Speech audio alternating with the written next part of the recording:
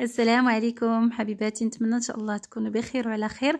كيف كتشوفوا البنات غادي نقدم لكم هذا الكيك الاسفنجي بلا زواق. البنات كيجي بمقادير مضبوطه، كيجي خفيف البنات، كيجي زويون بواحد المذاق اللي مميز جدا. نتمنى ان شاء الله تتبعوا الفيديو حتى الاخير. غادي نبداو المقادير على بركه الله.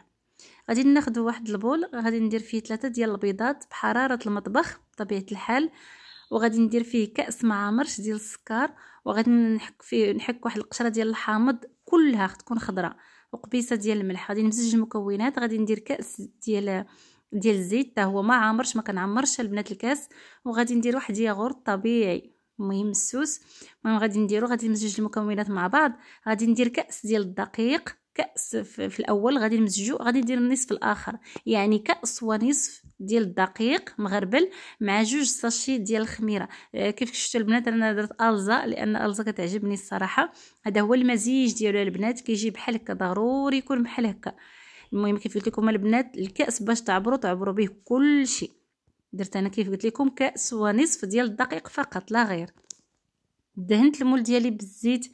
المهم داك الكويس اللي كنتو البنات عبرتوا به الزيت، ملي كتخويوه كيبقى فيه واحد شويه ديال الزيت، دهنوا بها البنات ورشوه بالدقيق. صافي خول الخليط ديالكم. ملي دائما كتخول الخليط ديالكم ديما كتهزوا يديكم الفوق وانتم كتخويو. صافي كتدخلوها الفران على عافيه مهيله حتى كطيب البنات. هكا كيف كتجي. درت لك، حاولت نصور لكم بالفلاش وبلا فلاش باش تشوفوا كيفاش كتجي مهويه، كتجي من الداخل زوينه بزاف. نتمنى ان شاء الله الفيديو يعجبكم وينال الاستحسان ديالكم. بطبيعه الحال اللي عجبكم المحتوى القناه ما تنساوش ديروا لي لايك وتشتركوا معايا في القناه باش يوصلكم كل جديد.